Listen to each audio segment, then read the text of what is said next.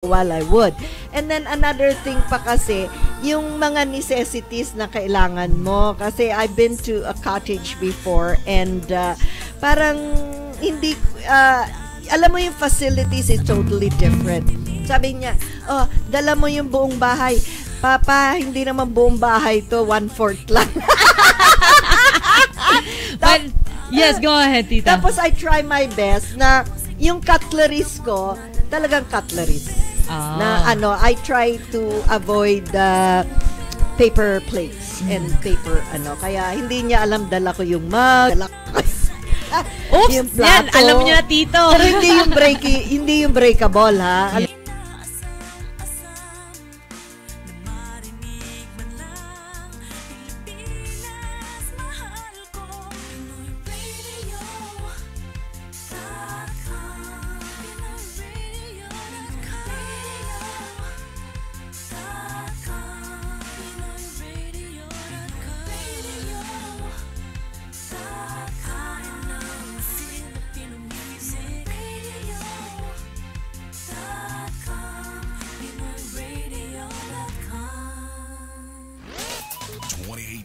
Is the year where we at MCBN move much faster, live much higher, and make the team much stronger.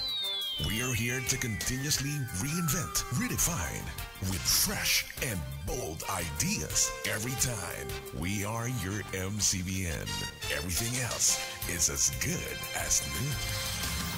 Ika'y nakikinig sa himpilan ng lahing kayumanggi. PinoyRadio.com. Today's best of Pinoy music. All day, every day. PinoyRadio.com. We would like to express that the opinions, views, comments, and suggestions of the host in this program are purely their own and do not reflect those of Pinoy Radio. Palatuntunang magbibigay aliw sa mga pusong romantiko. Hatid ay musikang tatak Pinoy, awiting lahing kayumanggi, kulay ng buhay at pag-ibig. Programang hitik na hitik sa tema, punong-puno ng iba't ibang paksa. Hello, good morning everyone. Si Agatha po ito. Samahan si Agatha Luna at ang kanyang mga kaibigan. Ang weakness ko is, pag may problem ako or if I am depressed, I would go out and buy something. Isang oras ng kwentuhan, talakayan. Let's start the weekend mornings with kulay ng buhay at pag-ibig. Alam niyo, kahit na mas mature tayo, it doesn't mean that we cannot learn from the younger one. Ang tanging hangarin ay pasayahin kayo, libangin at maghatid ng walang kamatayang kundiman. Tuwing Sabado, alas 9 hanggang alas 10 ng umaga, Eastern Standard Time. Usap tayo, kabayan. Okay, good morning ho sa inyong lahat. Magandang umaga, magandang gabi sa Philippines, of course. And sa buong mundo, morning, evening, afternoon. And si Agatha po ito. And of course, Melissa, before you go on, nakaganta ko kasi I have a bad hair day. Kahit na maglagay akong clip. So, yeah. Oh, shortcut. Yeah, takpan. So anyway, of course, Percy is not with us kasi as usual, may trabaho siya. And Melissa, your turn. Hello, good morning po sa mga tagakinig ng Buhay at Pag-ibig, Timog, Hilaga, Kanluran at Silangan ng Pilipinas at sa buong mundo. Magandang gabi, magandang tanghali, magandang madaling araw at magandang umaga sa Toronto. Busy weekend ngayon pero ang Pinoy Radio na may show ng Buhay Pag-ibig, tuloy pa rin kahit kaanong busy. Thank you po for tuning with us today. Ang kagandahan po nito kahit gumising ng ganito si Tita Agatha. Sabi niya, I woke up like this Alam mo yung panahon nun, pag natutulog, di ba binabalot din ang ulo? Opo. Yung paano, mga Victorian time. Kasi, it's just that if you have a bad hair day, maganda yung may headdress ka na lang. Nakikita ko to, yung medyo may hindi ba in the Caribbean, that's what they do. But it doesn't mean that they have a bad hair day. So, kanya-kanyang na lang yan. Kanya-kanyang style. Yes. So, aside from that, Melissa, gusto kong batiin yung mga dati ko mga classmates Yes, tita. sa Go ahead. Bataan. I hope na okay silang lahat doon. Yeah. Lalo na yung mga baha ngayon in Bulacan, yung mga relative ko on the in-law side, and of course my nephew and nieces, yung pamangkin ko.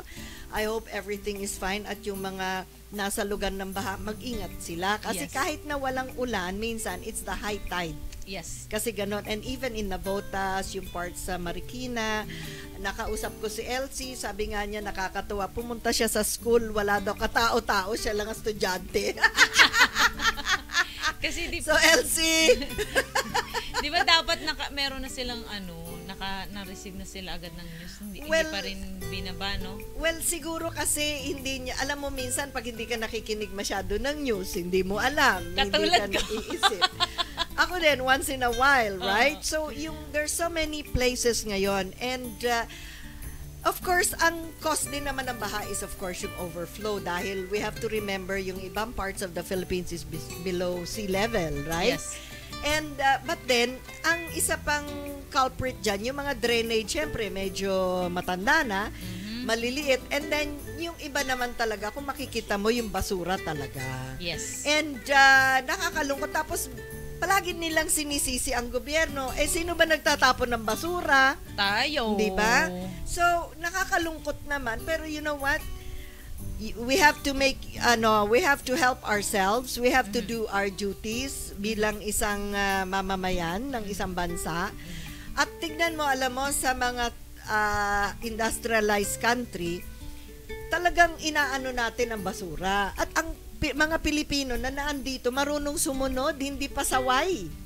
Speaking of that, Hindi lang Filipino, basura, tita. pati traffic, pasaway. Yeah. Bakit ganon? Ito lang question ko. In the past, this week alone, yung nakikita ko sa news na napanood ko, bakit tayong Pilipino, pag nasa bansa natin, para tayo ang maton, para tayong hari. Hari ng daan, hari ng sa pagsasalita, dahil ba sa estados natin sa buhay, pero pagdating sa ibang bansa, para tayong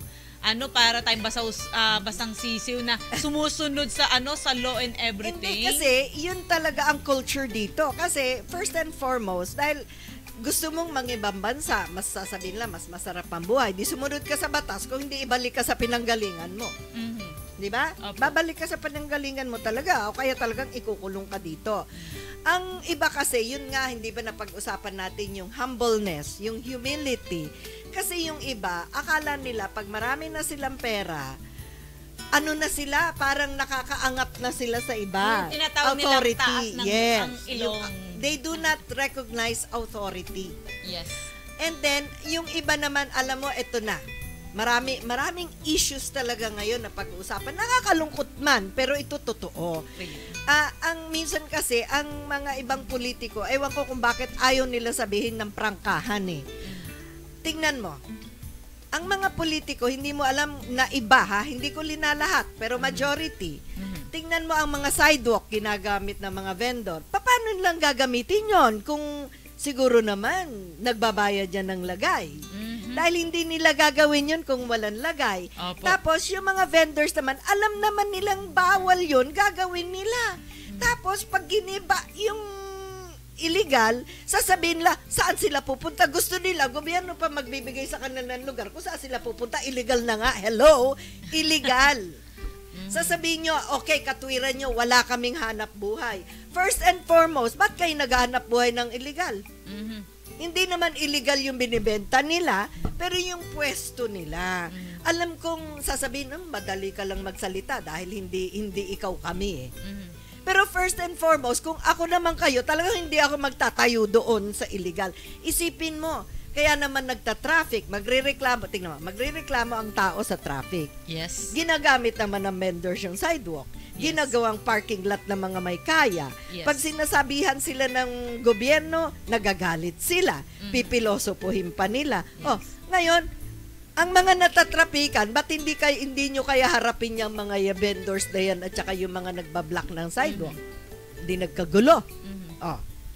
Ayan ang hirap sa kanila eh. Malalakas silang magsalita, pero ika nga yung salitang na bago mo punahin ang dungis ng mukha ng ibang tao, hanapin mo, tingnan mo muna yung dungis mo sa mukha. Pero ito naman kasi, katulad tayo, Yung pag-whining yung sinasabi mo. natin.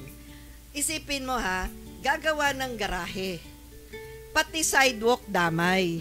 Tapos yung gate mo, sakop yung sidewalk. Tapos sasabihin pa nun matanda, wala naman dumadaan dyan. Paano may dadaan dyan? Hello! Diyos ko, paano may dadaan dyan kung nakaharang kayo? Yes, true. Alam mo, yan ang sinasabi kasi minsan, yung pilosopo, alam mo, nakakatuwa pag ito pinag-uusapan natin, talaga ma-high blood ka.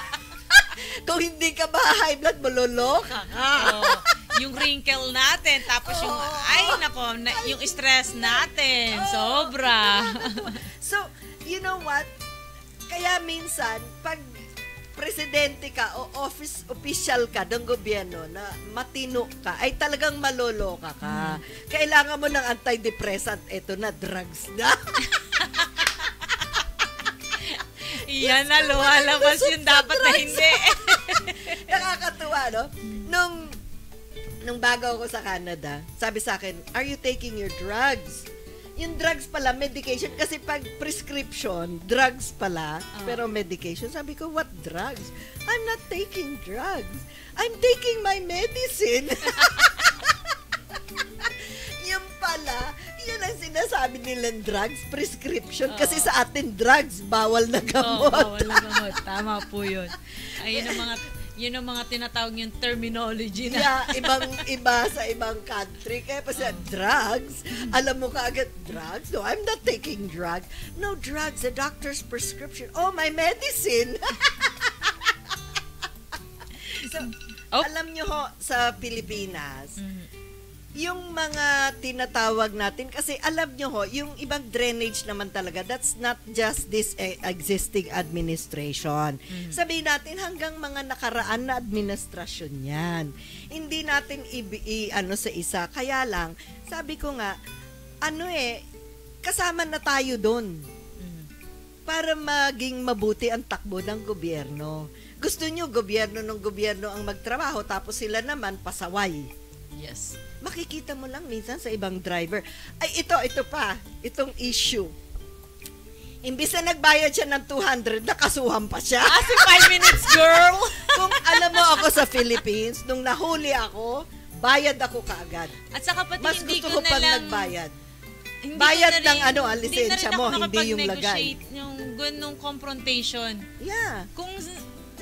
Kung sinasabi nila ng driver's license, bigay mo na lang driver's license. Kasi hindi nila i-aas yun kung hindi ka nag-violate At saka hindi lang yon, parang dito, alam mo, dito, hindi ba minsan nagda-drive ka, biglang hihintuin ka, sabihin overspeeding, license, bigay mo license. Ngayon, pag binigay mo yung license, it's either magbayad ka, ang ibig sabihin, titikitan ka. So, it's either magbayad ka o pumunta ka sa court.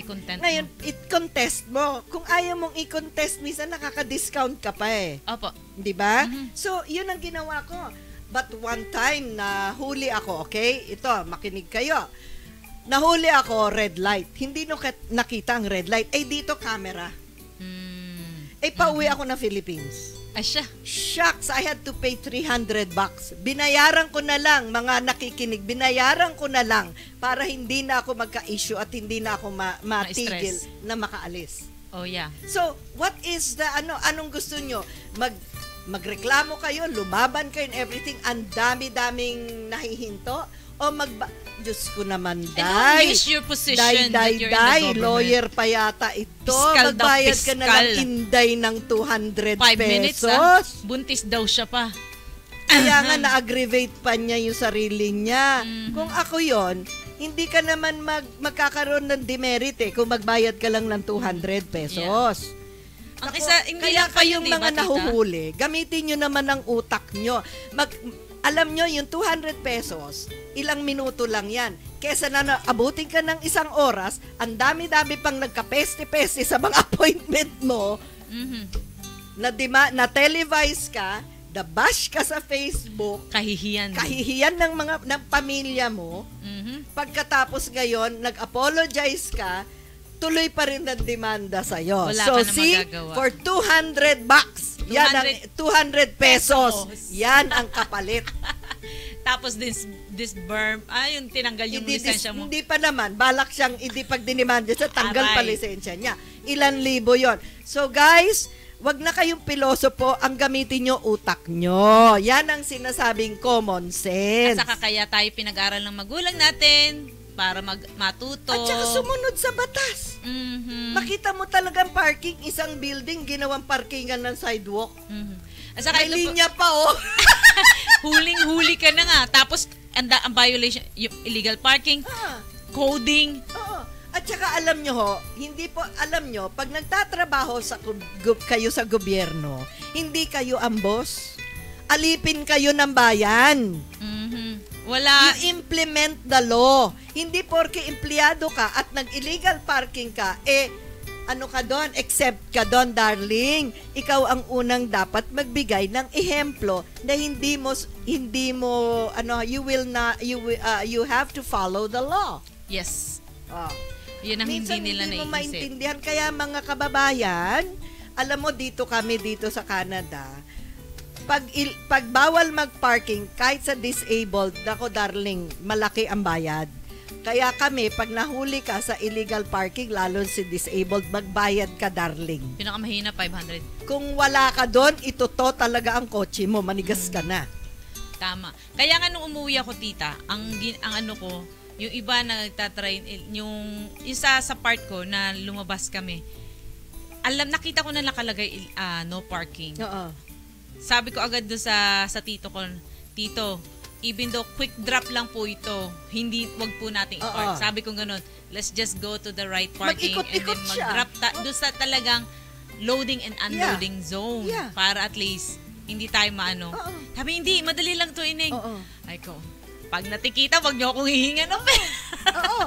Oo. Totoo yun. Kahit yung mga nag-Uber ka, ay Oo. naku, mabilis kami lumabas dahil alam ko baka kami ang habulin na, natikita kami na pag-drop ko sa'yo. Ay, hindi na. Hindi ko problema yung kasalanan mo yun dahil hindi Chinus mo naman ako dun nagsabing i-drop mo ko dyan. Ayun ang hirap sa Pilosopihan mga nga eh. sa ugaling Pilipino. Eat your heart out, sabi nga. Mm-hmm. Hindi, yun naman ang inaano natin. Ngayon, pag nakakarinig kayo ng ganyan, alam ko, minsan kung may driver kayo, di paikutin yung driver nyo, magbayad kayo ng gas. Mhm. Oh. O kaya pahanapan nyo ng driver nyo. Kasi minsan, okay, there are two sides of the coin. Sasabihin lang, paano kasi walang parking, ang hirap mag-park, right? Naintindihan yon, pero still, you have to follow the law.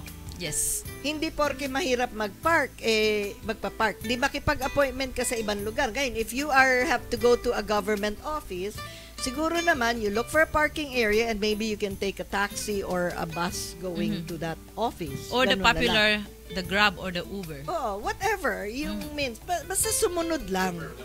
Oo, whatever. Uber, whatever. I Sabi agree. nga lang, alam niyo yung mga bata dito sasabihin, whatever. But bottom line is, to make it life more stress-free, if you violate something, if you're violating the law, just accept it. Yeah. Alam mo, kung siguro naman, subukan lang ng mga tao, lalo na yung mga may kotse, may private vehicle, sumunod lang kayo sa batas, tingnan nyo gagaan. Sa una, mahirap. Kasi na-spoiled Mhm. Na-spoiled. Pero alam mo, later on, it will work out. Ngayon, ang maganda ngayon, yung mga may building na iba, gawin yung paid parking. Yes. Para din Dito kumita kasi kayo. halos lahat ng parking lot may bayad. Lalo na, hindi ba, pagpunta mo ng ospital, paid parking. Yes. Oh. Ang maganda lang sa shopping malls, hindi.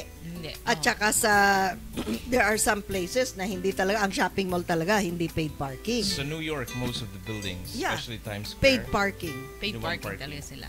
Kasi may whole day parking, may ganun na lang ang gawin nyo. Sa New York talaga pinaka-cheapest one is $30 for 4 hours. Oh. So, Paid you know what? Doon, pero kasi, ang maganda naman sa New York, dito sa atin, you have subways. Yes. Okay? Ang sa Philippines kasi, well, they have to learn, ang mga buses sana, i-improve na nila so that mismo ang tao, matuto tayo. Ako, years and years ago, nung nauso yung love bus sa Philippines, I take the love bus to work. hindi ako nagda-drive. And it's more convenient. Kasi depende kung saan sila pupunta. And then you walk for a short while. Alam ko mainit, di i-backpack nyo yung damit nyo pagdating sa office. Kung maaga kayo, magbihis kayo. Ngayon may bagong, diba ganun dito? Minsan mayroong iba, yung iba nagbabike to work. Apo. Tapos may dala silang backpack. Pagdating sa office, doon sila nagfe-freshen up. Yung mga surgeon namin sa hospital. Oo.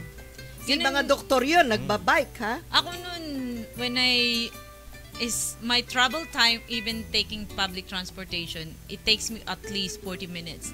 So what I did, tita, when I used to work midtown, naglalakad na lang ako tapos na backpack ko, nagdala ko yung damit kong pamalit. Hindi ba minsan ang sarap pa ng pakiramdam. Hindi ba minsan sabihin ko, Melissa, punta ako ng downtown, Toronto, right? So ang gagawin ko, kung it's either mag-go bus ako o kaya pahatid ako ng Kipling and then I take the subway. See, kasi ganun. Okay, sa Philippines walang subway pero alam ko may mga aircon bus na.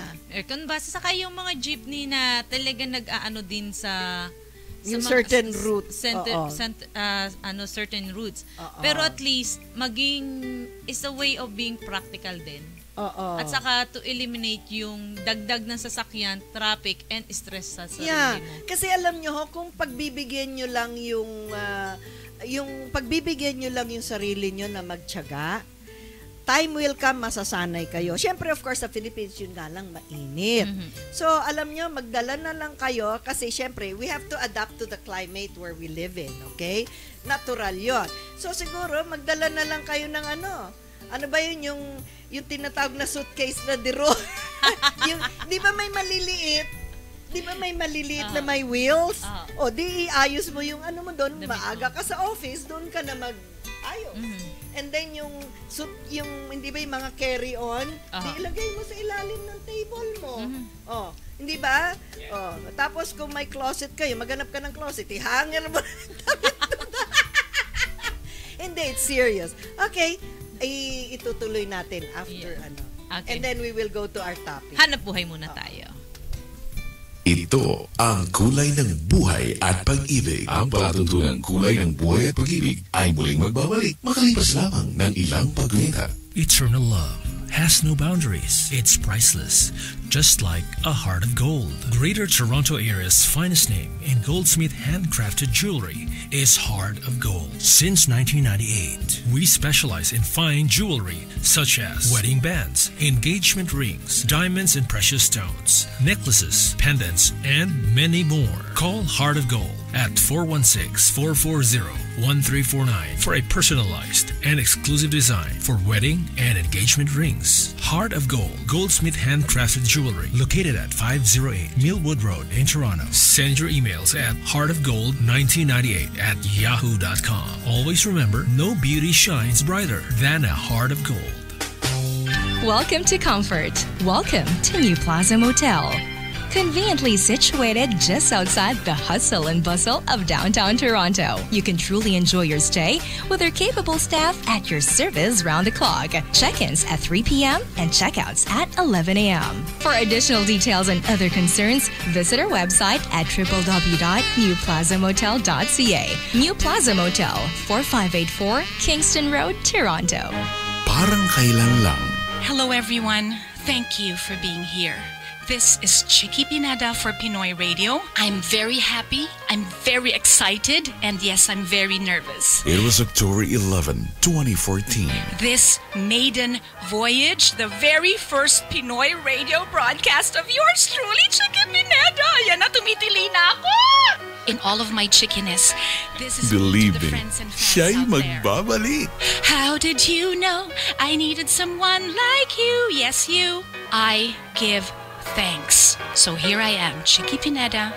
Love it, love it, love it. Catch it when she returns for a new season on MCBN. Abangan ang nalalapit na pagsasawing papawid ng pinakabagong kuwelang palatuntunang inyong pakakaabangan. Sa ikatlong linggo ng Hulyo, ang kulitan at musikahan with Giancarlo, a show packed with fun segments. Kabayan, malapit na! Tuwing Sabado sa Pinoy Radio. Panahon na!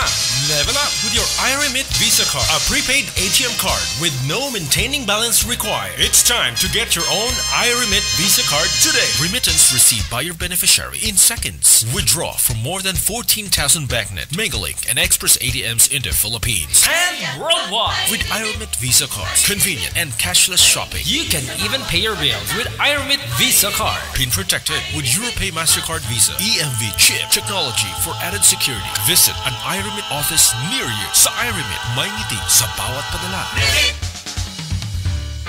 We migrated in Canada as a family for a better opportunity. I came to Canada to start my own business. I came to Canada to work, study, and settle. I love Canada, and I came here for a better life. I came to Canada to be reunited with my family. We came to Canada because it is one of the best countries in the world.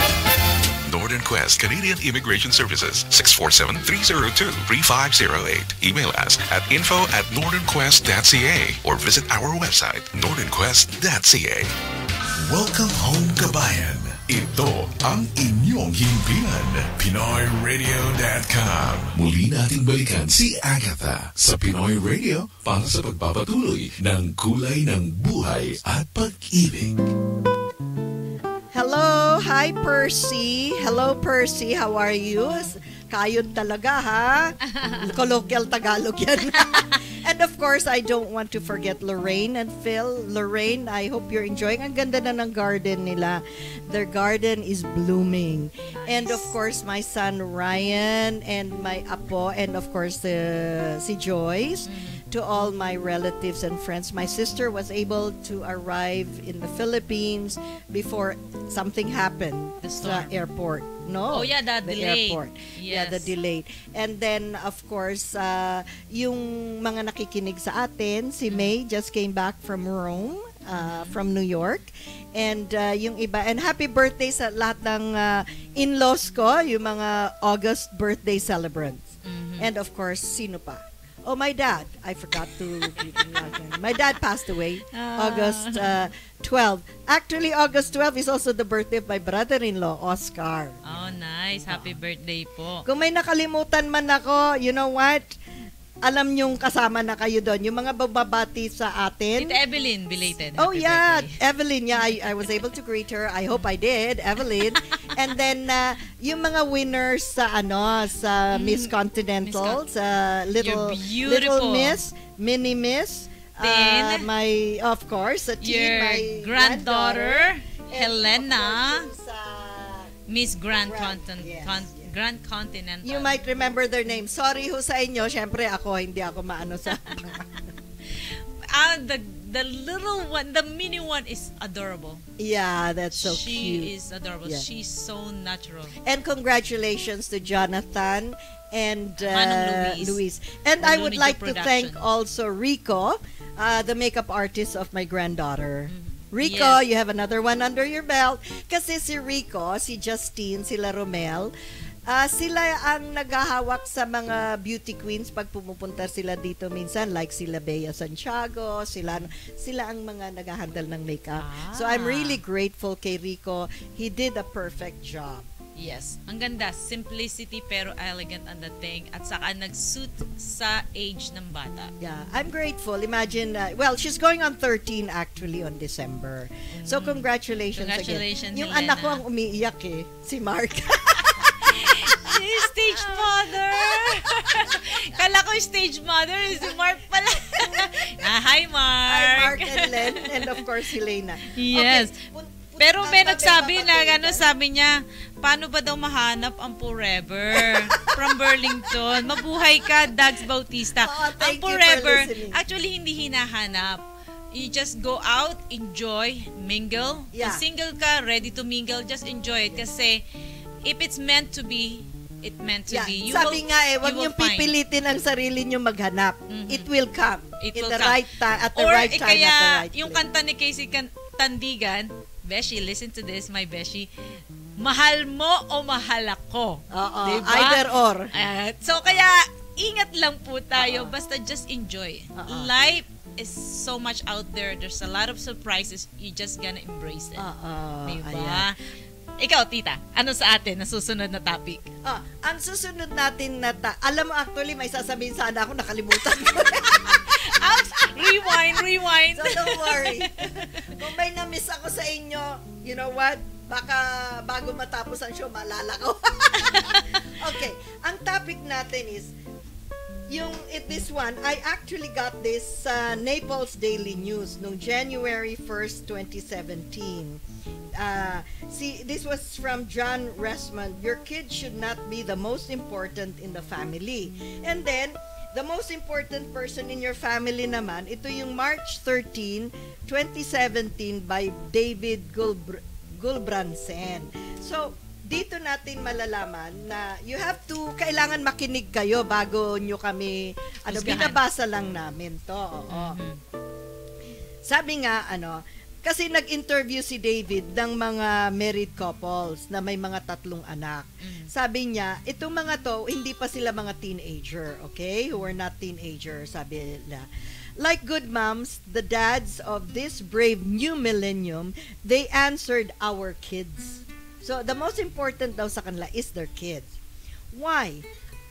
Tinanong niya, what is it about your kids that gives them that status? And like all good moms and dads of this brave new millennium, they couldn't answer the question other than to fumble with appeals to emotion. Tinanong bakit sa kanila importante mga anak nila.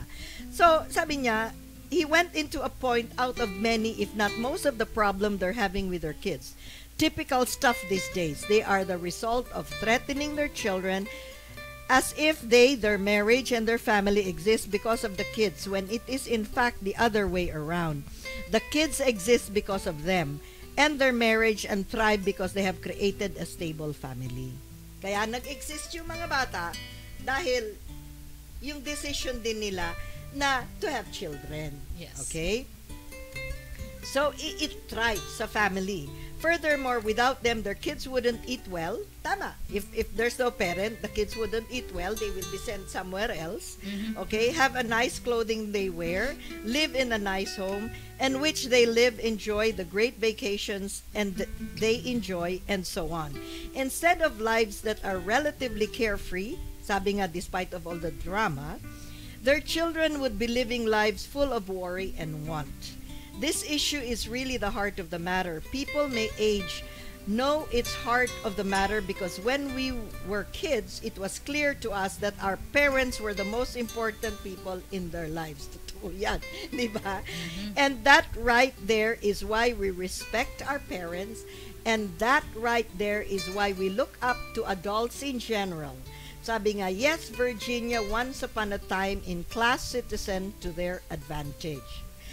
In time, in the United States, children were second-class citizens in their advantage.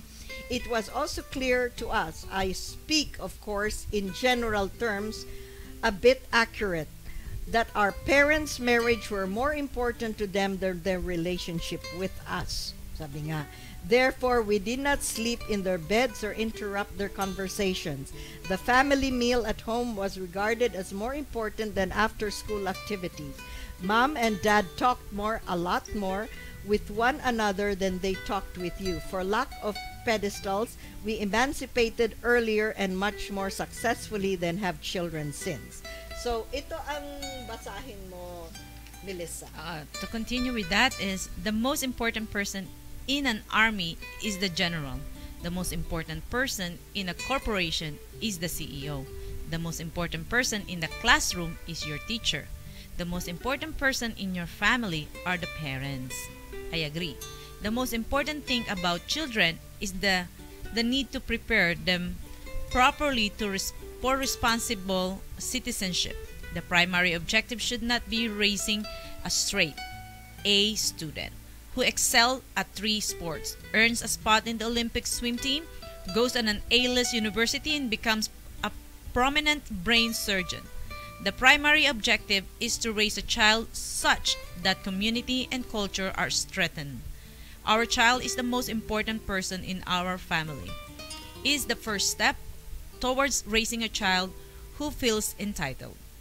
You don't want that. Unbeknownst to your child, he doesn't need that. and neither does America.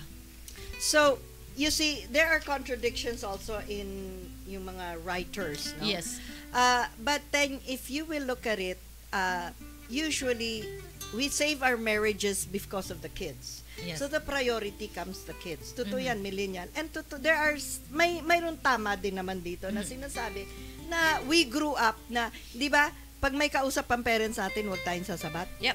You look at the children nowadays. They will insist on what they want. Yep, they will Because just we barge give in them on the those- conversation, just right in there. And that is why sabi nila yung respect. And I also read an article na sabi nga dati sasabihin nila ang strict parents, tiger moms, ganto ganyan. Iba yung binubugbog mo yung anak mo, iba yung dinidisiplina. I Those agree. are two sides of the coin, okay? We do not say na beat your children. No. That is a no. Pero ang disiplina, ngayon, may nabasa akong article nga sinabi na ang tiger moms daw o kaya ang strict moms brings up better children. Yes and no. So, the question is, what do you mean by strict? Siguro, ang strict naman is dinidiscipline mo, yung Yes. tama. Hindi yung porke gusto niya, ibibigay mo lahat. Lahat ng gagawin niyang tama, i-reward mo. That is not being strict. No, that's being You have to spoiling let them know that when they do something good, you don't have to repay for that. Yes. Or if they have to work, they have to do house chores, you don't have to pay them for that. Yeah. Because that is part of everybody's obligation at home to help one another. Yes. But there are some psychiatrists or maybe psychologists, what you call, that they will say, oh no, you have to reward them. But then that is the point. Mataas ang grade. Let's say he got an excellent. Oh, okay, I'm gonna give you the candy that you wanted. Or you name it what you want. Okay, Yeah. you want a gadgets? Oh, I'll get you gadgets. Yes, because you did good. No, it's a case-to-case basis. Do not overdo it. Yes. Yan. Don't You, do as you a can parent, reward. Yeah. be wise of exactly that need to give into your children. Hindi lahat ng gusto nila ibibigay mo. Kasi kaya nga yung apo ko, my grandson, right? When he has his nap, what do I say? Jared, remember, do you know how to fix your beddings? Of course, it's not perfect. Yes, Mama Lola, I fold my blankie. Okay, that's good. So the first thing you teach your children when they wake up in the morning, even if they're 4 years old, to fix their beddings. It may not be perfect as we want, pero the point is the action. Yes. The work that he did is they tidy up their Yes. bedding. And your consistency of reminding them, it's actually, you don't even know. Yeah. It's become their second nature of Yes. doing every single day. And even in her Mark, Jared, did you help your mommy? Did you help mommy fix your bed? Oh, Mama Lola, I helped my mommy put clothes in the laundry. I helped my daddy cook. Alam mo, marunong. But the point is, he's being encouraged to do Yes, that. See, help. It's always that, and they will grow because the best time to nurture a child is from 1 year old to 7 years old. Yes. That is the best age, and that is, as I said. So another thing, there is something that I don't know if this would really contradict, ano? Pero the most important person in your family, this is March 13, 2017 by David Gulbrandsen. Sabi niya, I've seen the article going around about your kids should not be the most important in the family. So by Ressman, right?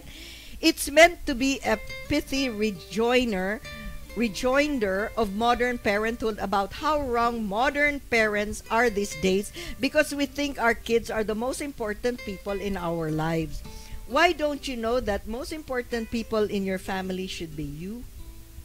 Because, okay, I will not read it word for word. Yeah. But yes, if you as a mother or a father is not healthy, what will happen to your children? So first and foremost, of course, you look after your kids, but you have to see to it also, prioritize is that you have to keep yourself healthy. Yes. Now, how do you keep yourself healthy without jeopardizing also the importance of your child, right? So, siguro, you and your wife can talk about it, okay? The food we eat, maybe. Or, you know what? If I want to go my workout, maybe at this time you can do this. The next time, it's my turn. So, these are the things that they have to adjust. But it does because, yes, we have to be healthy. Remember, isn't it? It's so difficult for a parent when you are not healthy. How can you give 100% to your children? I agree. Diba? So, do you know that? Sabi, otherwise you breed entitlement. Okay, there you go. Entitlement. It's built entirely on the wrong premise, which I'll explain, but not entirely devoid of value. So, too often as we parents do neglect critical aspects of our own life in order to care for our children and can be problematic. But Mr. Redmond approached that one of the complete entitlement, it's its own right, and misses entirely the aspect of responsibility that we have as parents. We have as parents to care and raise our children. Never mind that in reality, no one should be more important than another in a family, and that perhaps family should be built on one hierarchy of importance. Yeah. Kasi, true, if we are not healthy, if we are not mentally, physically healthy, what will happen to us? If we are not mentally healthy, what will we do to our children? We start swearing when we have our tempers, we some beat them. That is why we need siguro sometimes anger management.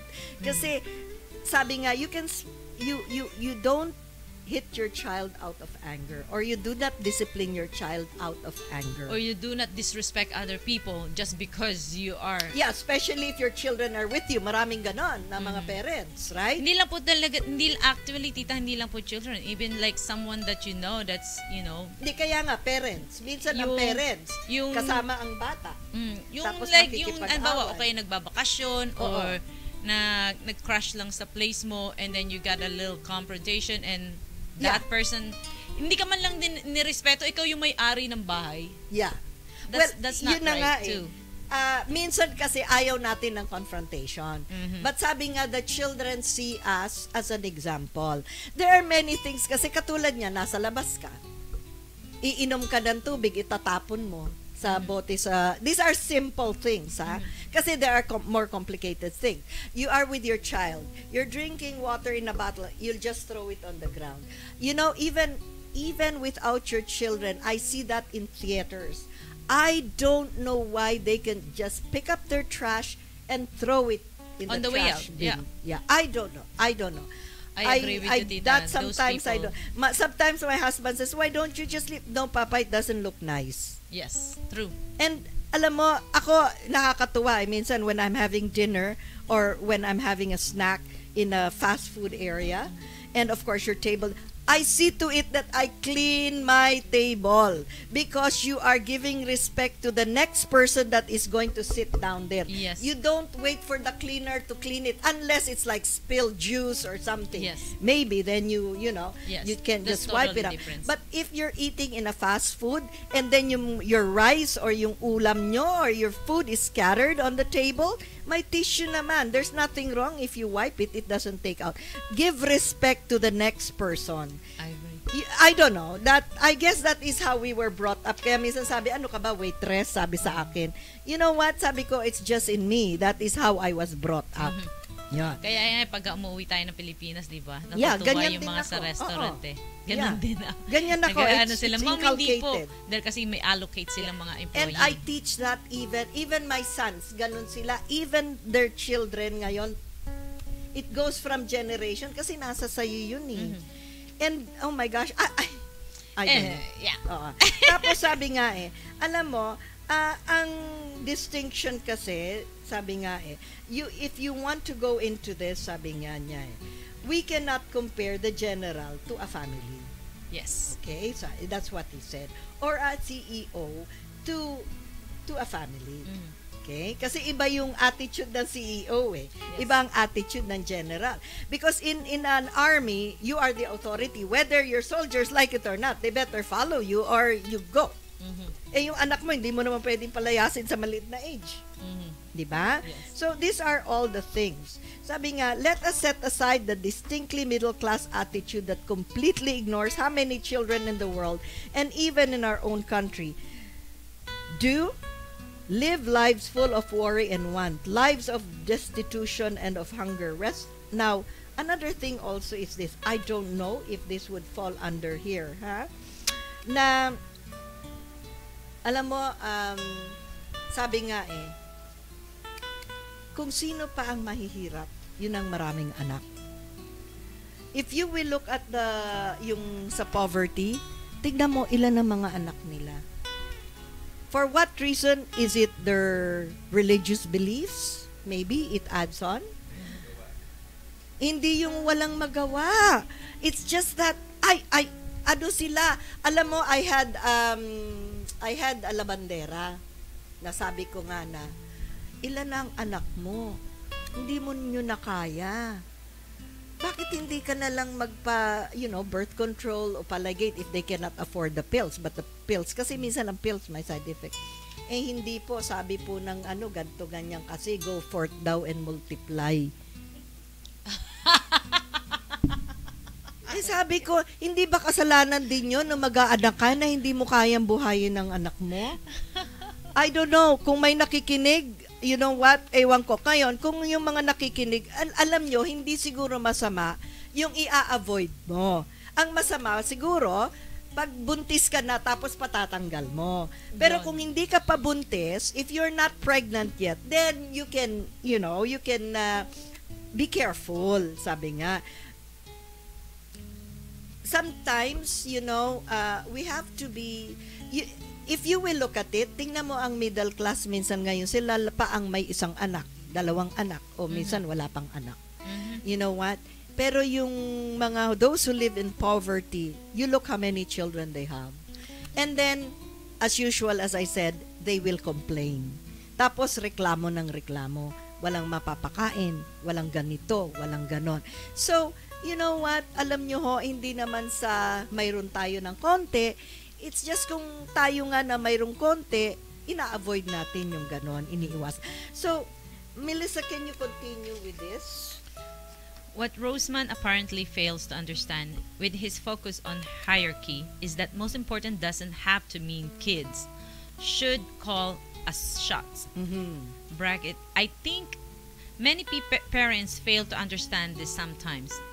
Although this is hardly limited to modern parents, who exactly does? Roseman think that the moms and dads is the brave new millennium.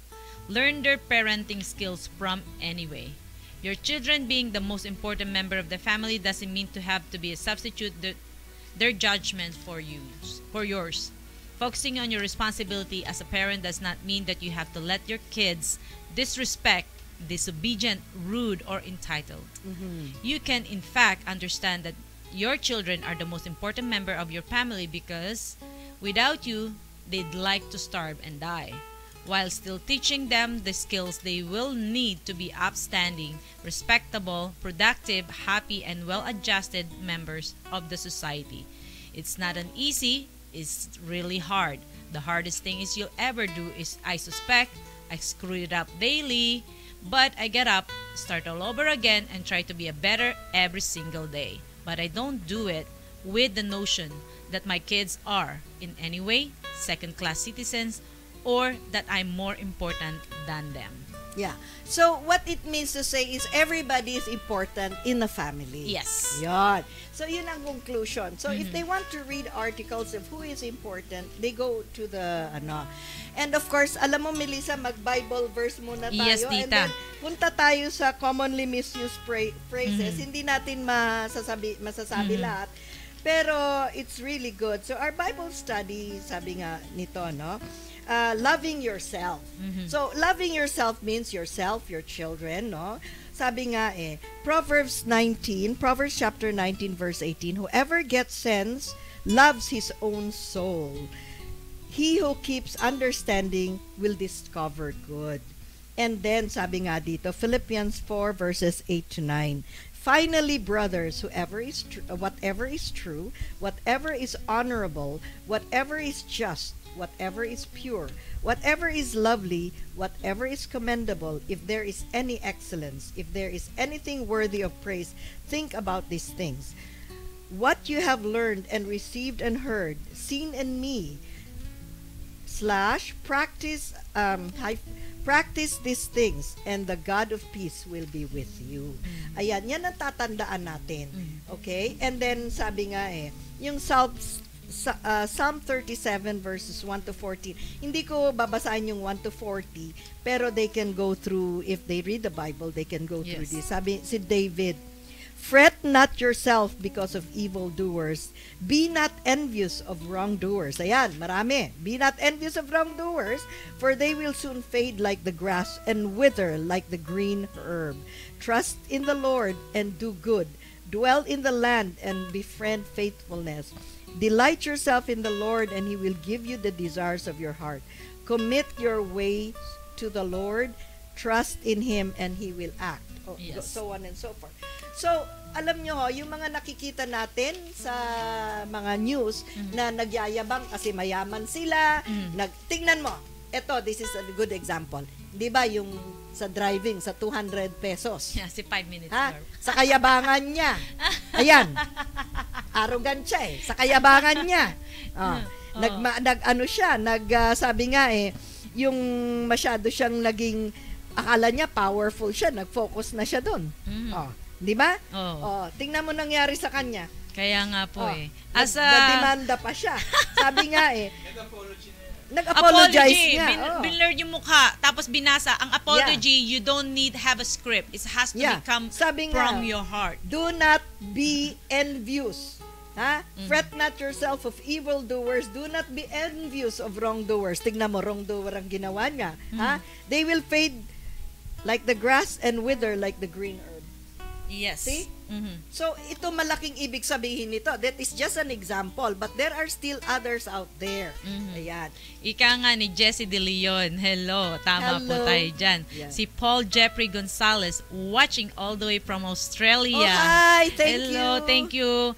Of course, si Tita Lorraine. Nag-i-enjoy siya. Magandang umaga din po. Yes, narinig Lorraine. ko ganda ng gardens mo. We hope to see you one of these days. Rosita Cantilon. Magandang umaga si po. Nanay Rosita. O nga pala, reminds me yon. Nanay Rosita, Malu, si Percy, tsaka yung mga kaibigan niya. Last weekend. Thank you very much for your support. Ang dami nilang pumunta. And of course, Roasty Cham, she'll be leaving tonight. And yes, and Marisa Corpus, from PPCO.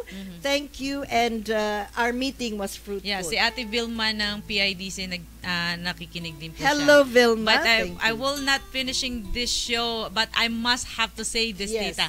I would like to say thank you for the surprise party that my Team Beshi did to me last night. Yes. I was surprised and so touched na talaga pinaninindigan ninyo o talaga pinaramdam nyo sa akin na Team Beshi forever, walang iwanan sa ere, na naandyan kayo through thick and thin, the downside ng mga clause natin. Thank you, Team Beshi. My husband was always there supporting me no matter 1,000 miles we're away. My beautiful children, Michael and Rogers, was always supporting me. Yes. Physically, emotionally, and whatever it is, and all the friends, and of course my wonderful mom. Thank you for that wonderful day yesterday, my best friend Ella. Okay. Now, pupunta tayo, just we only have a few minutes left. Yung commonly misused phrases that will make you sound unprofessional. And we all fall in some of these categories. Yes, katulad this ko was nun. Getting Lifestyle. This is by Brianna Henson. This was last July 18, 2017. Sabi nga there is this word we use, I could care less, versus I couldn't care less. Sometimes I don't really care. Ganon. But actually, hindi yon. I couldn't care less dapat. Kasi when you say I could care less, it means to say you still care. But if you say I couldn't, it means you won't. Okay? Yes. So, this is an extremely commonly misused phrase. While most people love to throw out that they could care less in an attempt to show how little they care about an issue, they're actually communicating the opposite, yung I could care less. Sabi nga when you stop to think about what you're saying, could care less means you not only care, but you care enough that you would have the ability to care less if you wanted to. So if you're trying to convey apathy, saying I couldn't care less is more accurate. Yon. Tapos, one in the same, one in, I-N, and one and the same. So when you say one, the correct phrase there is one and the same. Kasi pareho eh. When you and a friend are discussing two different instances, you realize happened with the same person, you're discussing one and the same person. Kunwari tayo, pinag-usapan natin si Percy. So we're talking about one and the same person.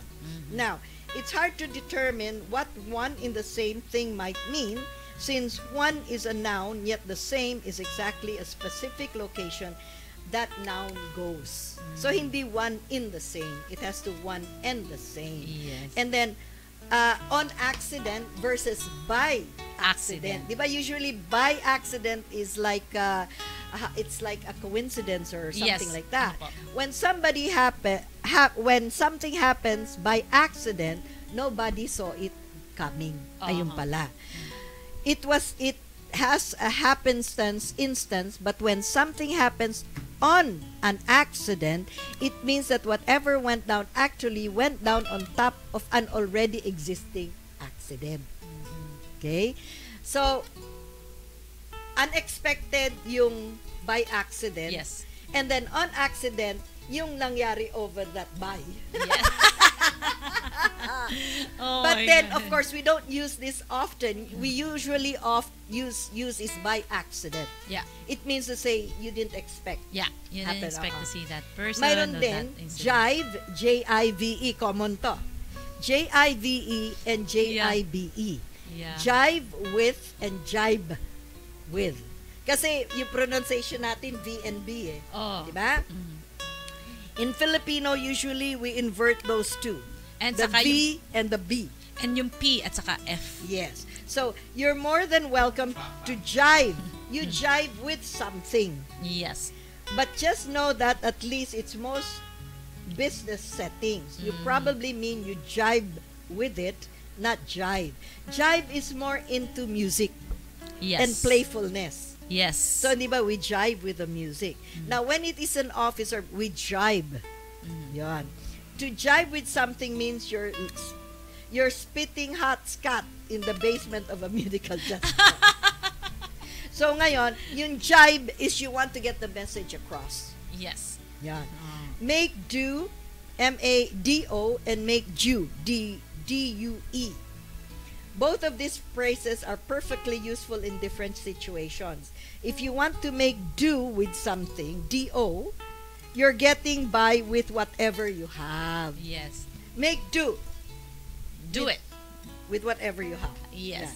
Now, making due means, D-U-E, means creating a deadline or due date for something. So, yung due, deadline, or making a date. Yung due, making available of something. Yes. Of a material thing. Tapos, nip in the bud, and nip in the butt, and nip in the bud. There's no such thing as nip in the butt. Nip in the bud, ibig sabihin nun, while it's early, you take it away already. Kumbaga, pitasin mo na. Kung may ginagawa kang project na you see, wala nang pag-asa, patutunguhan, wag mo nang ituloy. Just get rid of it. Yeah. So ito ang magandang ano. So we will close with that. And of course, yun nga sa Philippines, no, makisunod kayo lang sa batas. Huwag lang pasaway. Sa tingin ko marami pang darating yan because of all these things that is going on. I'm sure they are trying their best to alleviate the traffic na ang hirap-hirap talaga sa Pilipinas dahil wala nang ano, sabi ko mag-ano na lang eh. Mag-ibento na lang na sasakyan na lumilipad baka ma-traffic din yun. Yeah. Anyway, yes.